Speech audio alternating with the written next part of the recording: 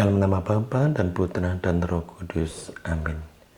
Saudara-saudara yang terkasih, pada Minggu Paskah kelima yang lalu, bacaan Injil menyampaikan kepada kita Yesus pokok anggur yang benar dan kita adalah ranting-rantingnya. Jika kita ingin terus hidup dan berbuah, maka kita harus tinggal bersatu dengan pokok kita, yaitu Yesus sendiri. Bacaan Injil pada Minggu Paskah yang ke-6 ini merupakan kelanjutan dari bacaan Injil Minggu yang lalu. Apakah bacaan Injil Minggu ini menjelaskan bacaan Injil Minggu yang lalu? Menurut tema saya bukan sekedar menjelaskan. Perkataan Yesus Minggu ini justru memperdalam pengajaran Yesus pokok anggur yang benar. Mari kita dengarkan dan kita renungkan bersama.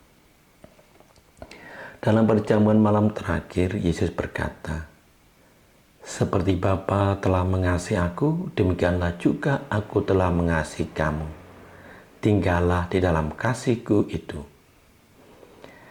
Kasih Bapa kepada Yesus menjadi model dan ukuran kasih Yesus kepada para murid-Nya, kepada kita. Bagaimana kasih Bapa kepada Yesus?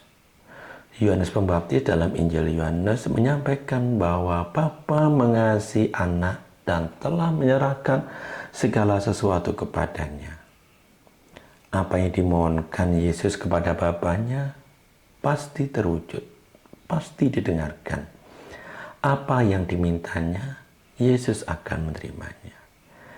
Kita bisa melihat dalam karya-karya Yesus, dalam pekerjaan-pekerjaan yang dilakukan Yesus, dalam mujizat-mujizat yang dilakukan oleh Yesus. Sebelum mengadakan mujizat, Yesus berdoa kepada Bapanya. Seperti dalam mujizat penggandaan roti dan ikan, Yesus menengadah ke langit, mengucap syukur atas 5 roti dan 2 ikan itu, kemudian dibagi-bagikan, dipecah-pecahkan dan dibagi-bagikan kepada para muridnya supaya dibagikan kepada orang banyak. Dan kemudian orang sebanyak 5.000 orang laki-laki semuanya makan sampai kenyang dari 5 roti dan 2 ikan. Kita lihat bagaimana Yesus terlebih dulu memohon kepada Bapanya dan Bapanya menganugerahkan yang dia butuhkan, yang ia perlukan untuk tentunya memberikan hidup. Kemudian kepada orang yang sakit tuli, Yesus menghadap ke langit dan berkata kepada orang tuli itu, "Efata, terbukalah." Maka terbukalah telinga orang itu. Atau dalam mujizat yang luar biasa, yaitu Yesus menghidupkan kembali Lazarus dari kematian. Dikatakan ketika Yesus berada di depan makam Lazarus, ia berdoa terlebih dahulu kepada Bapanya. "Bapa, aku mengucap syukur kepadamu karena Engkau telah mendengarkan aku. Aku tahu bahwa Engkau selalu mendengarkan aku. Tetapi oleh karena orang banyak yang berdiri di sini melilingi aku mengatakannya, supaya mereka percaya bahwa Engkaulah yang telah mengutus aku." Kita lihat dalam doanya, terungkap bahwa Bapa selalu mendengarkan Yesus. Dan kemudian setelah berdoa demikian, Yesus berseru dengan suara keras, "Lazarus, marilah keluar." Maka Lazarus yang telah mati itu datang keluar ke makam, tentunya dengan kaki dan tangannya masih terikat dengan kain kapan dan mukanya tertutup dengan kain penuh. Kita melihat kasih Bapa tercurah kepada Tuhan. Allah adalah sumber kehidupan, memberikan kepada Yesus hidup itu sendiri dan kemudian dibagikan kepada orang-orang lain yang tentunya Yesus kehendaki, yang tentunya juga Bapa kehendaki. Dalam kaitannya dengan Yesus adalah pokok anggur yang benar dan Bapa adalah pengusahanya dalam bacaan minggu yang lalu, dan juga kalau kita ingat tentang nyanyian tentang kebun anggur dalam kitab Nabi Yesaya, maka kita bisa melihat gambaran kasih Allah yang besar. Kasih Allah begitu besar. tidak kurang satupun. Segala sesuatu dipersiapkan dengan sebaik-baiknya, bahkan yang terbaik. Pokok anggur itu ditanam di lereng bukit yang subur. Sebelumnya dicangkul, dibuang batu-batunya, dipagari, didirikan menara jaga, dan lain-lain. Segala sesuatu yang terbaik dilakukan. Demikianlah kasih Bapa kepada Yesus dengan gambaran kebun anggur. Begitu besar kasih Bapa kepada Yesus. Dalam kasih yang begitu besar itulah Yesus mengasihi kita, para murid-Nya. Kasih yang berasal dari Bapa sendiri. Kasih yang memberikan hidup secara berlimpah ruah. Kasih yang memberikan selalu yang terbaik. Kasih yang menyelamatkan. Ini tentu berbeda dengan kasih manusiawi yang memiliki kecenderungan untuk mencari kepuasan diri, untuk mencari sesuatu bagi dirinya sendiri, atau mengasihi yang lain supaya yang lain dapat memberikan sesuatu kepada diri kita. Kasih manusiawi berkata, segala sesuatu yang kamu kehendaki supaya orang lain berbuat kepada kamu, lakukanlah demikian juga kepada mereka. Atau kasihilah sesamamu manusia seperti engkau mengasihi dirimu sendiri, supaya dirimu juga kemudian memperoleh kasih dari mereka. Kasih Yesus kepada para murid-Nya bukanlah kasih manusiawi, bukanlah kasih yang demikian, tetapi kasih yang berasal dari Bapa sendiri. Kasih yang memberi dan bukan kasih yang mencari untuk kepuasan dirinya. Yesus tidak membutuhkan sesuatu apapun dengan mengasihi kita. Ia hanya ingin membagikan kasih, membagikan sukacita, membagikan kegembiraan, membagikan kebahagiaan. Kasih Yesus menginginkan kebaikan mereka yang dikasihinya, kebahagiaan mereka, kegembiraan mereka, kehidupan yang berlimpah ruah. Kasih Yesus itu cuma-cuma, gratis, tanpa meminta apapun sebagai balas gantinya. Bahkan lebih lagi, Yesus meminta kita untuk tinggal dalam kasih-Nya yang gratis itu, dalam kasih-Nya yang berasal dari Bapa sendiri. Bagaimana caranya kita tinggal dalam kasih-Nya? Mari kita dengarkan perkataan Yesus selanjutnya. Yesus berkata, jikalau kamu menuruti perintahku, kamu akan tinggal di dalam kasih-Ku, seperti aku menuruti perintah Bapa-Ku dan tinggal di dalam kasih-Nya. Dari perkataan Yesus tersebut kita mengetahui bagaimana kita bisa tinggal dalam kasih Yesus yang berasal dari Allah, yaitu dengan menuruti perintah-Nya. Hal ini merupakan penerusan apa yang dihidupi oleh Yesus sendiri. Yesus menjalankan lebih dulu. Ia menuruti perintah Bapa-Nya dan kemudian tinggal di dalam kasih-Nya. Yesus melakukan segala sesuatu yang diperintahkan Bapa kepadanya dan ia tinggal di dalam kasih-Nya. Ia menyampaikan firman yang Bapa sampaikan untuk kemudian disampaikan kepada orang-orang agar orang-orang memiliki hidup yang kekal, percaya. Yesus menyelamatkan manusia. Yesus membebaskan orang dari penindasan. Yesus membuka mata mereka yang hidup dalam perbudakan. Yesus memberikan kehidupan kepada orang mati.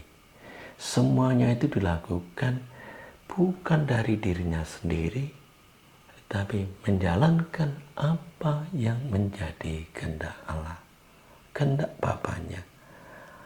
Bahkan kita mengetahui di saat yang sangat krusial dalam malam terakhir di Taman Getsemani, Yesus berkata, ya Bapa, jikalau sekiranya mungkin piala yang pahit ini berlalu daripadaku, tetapi bukan kehendak-Ku lah yang terjadi, melainkan kehendak-Mu lah, ya Bapa, yang terjadi.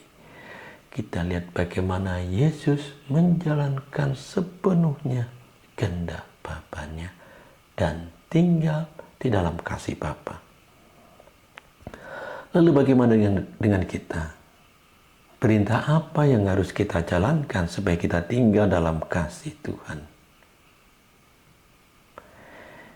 Yesus berkata, inilah perintahku, yaitu supaya kamu saling mengasihi seperti aku telah mengasihi kamu. Kita diminta untuk mengasihi yang lain seperti Yesus telah mengasihi kita. Ini adalah perintah baru. Kita diminta mengasihi yang lain bukan supaya yang lain juga mengasihi kita. Meskipun mereka tidak mengasihi kita, kita tetap harus mengasihi mereka. Jadi kita diminta mengasihi karena Yesus telah lebih dulu mengasihi kita dan ingin kita tinggal di dalam kasih-Nya. Untuk itu, kita perlu mengasihi yang lain dengan kasih Tuhan itu. Jadi, kita tinggal di dalam pokok anggur yang benar, tinggal dalam kasih Tuhan, menerima semua daya-Nya, dan kita harus juga memberikan, mengalirkan kasih yang kita terima dari Tuhan itu. Maka dengan demikian kita akan berbuah banyak. Marilah kita saling mengasihi bukan dengan perkataan atau dengan lidah saja, tetapi dengan perbuatan dan dalam kebenaran. Allah telah menunjukkan kasih-Nya begitu besar, bukan dengan perkataan saja, tetapi dengan perbuatan, bahwa Allah telah mengutus putranya yang tunggal ke dalam dunia supaya kita hidup olehnya. Inilah kasih itu. Bukan kita yang telah mengasihi Allah, tetapi Allah yang telah mengasihi kita dan yang telah mengutus anaknya sebagai pendamaian bagi dosa-dosa kita. Jikalau Allah sedemikian mengasihi kita, maka adalah kita juga saling mengasihi. Kita mengasihi karena Allah lebih dahulu mengasihi kita. Dan mengasihi sesama kita menjadi bukti bahwa kita juga mengasihi Allah. Karena barang siapa tidak mengasihi saudaranya yang dilihatnya, tidak mungkin ia mengasihi Allah yang tidak dilihatnya. Barang siapa mengasihi Allah, ia harus juga mengasihi saudaranya. Mengasihi saudara, mengasihi sama menjadi bukti kita juga mengasihi Allah. Dengan mengasihi sesama, kita tinggal dalam kasih Tuhan seperti ranting yang tetap tinggal bersatu pada pokok anggur yang benar dan berbuah banyak. Dan tidak ada kasih yang lebih besar daripada kasih seorang yang memberikan nyawanya untuk sahabat-sahabatnya. Kita adalah sahabat-sahabat Yesus. Jikalau kita melakukan apa yang Yesus perintahkan kepada kita. Yesus tidak lagi menyebut kita hamba, tetapi Yesus menyebut kita sahabat. Karena Yesus telah menunjukkan, telah mengajarkan kepada kita segala sesuatu yang Yesus terima dari Bapa.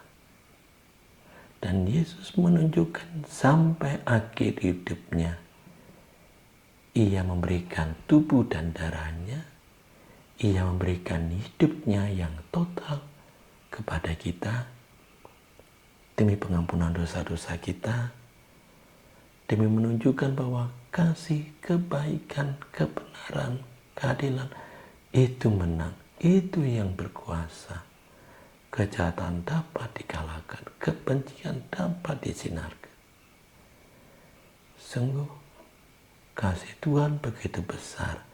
Ia menunjukkannya sampai memberikan dirinya, nyawanya demi keselamatan kita. Maka menjadi pertanyaan bagi diri kita sendiri.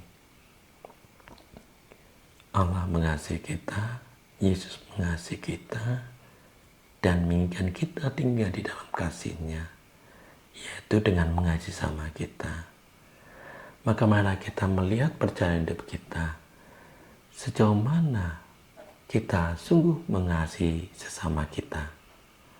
Bagaimana dengan perkataan-perkataan yang keluar dari mulut kita kepada orang-orang di sekitar kita, dalam lingkup keluarga, dalam lingkup ruang kerja, dalam lingkup masyarakat, dalam lingkup gereja. Apakah kita mengucapkan kata-kata yang baik kata-kata yang positif? Ataukah justru perkataan kita menyakiti, melukai hati orang lain, menghina orang lain? Bagaimana dengan perbuatan-perbuatan kita? Bagaimana dengan keputusan-keputusan yang kita ambil berkaitan dengan sesama kita? Apakah kita lebih mementingkan, mengutamakan kebaikan bersama, kebaikan mereka? Ataukah justru kita lebih melihat diri kita sendiri, kepentingan diri kita, kebaikan diri kita sendiri, tanpa mempedulikan yang lain? Apakah kita sungguh memberikan yang terbaik kepada mereka? Apakah kita membantu mereka yang mengalami kesulitan? Apakah kita menemani mereka, menopang mereka yang mengalami kebimbangan, mengalami keputusasaan? Apakah kita menegur mereka yang melakukan kesalahan supaya mereka sungguh dapat baik kembali? Apakah kita menerima mereka, mengampuni mereka, memaafkan mereka yang telah melakukan sesuatu yang melukai, merugikan diri kita? Apakah kita sungguh mengampuni mereka? Ada banyak hal kasih kepada sesama sungguh dapat dijabarkan dalam banyak aspek kehidupan kita. Dan kita perlu belajar dari Tuhan. Lihatlah salib Tuhan, belajarlah kasih darinya, dan tinggallah di dalam kasih Tuhan. Hanya dengan demikian, kita dimampukan untuk terus mengasihi sama kita. Tuhan senantiasa mengajarkan kepada kita bagaimana seharusnya mengasihi sama. Maka senantiasalah mohon kebijaksanaan dari Tuhan, mohon pengajaran darinya, mohon kekuatan darinya, agar sungguh kita tetap tinggal dalam kasih-Nya dan mengasihi juga sama kita. Karena dengan demikian, kita sebagai ranting-ranting bersatu pada pokok anggur dan menghasilkan buah yang berlimpah ruah. Semoga Tuhan Yesus senantiasa membantu kita. Kemuliaan kepada Bapa dan Putra dan Roh Kudus, seperti pada permulaan, sekarang, selalu, dan sepanjang segala abad. Amin. Dalam nama Bapa dan Putra dan Roh Kudus. Amin.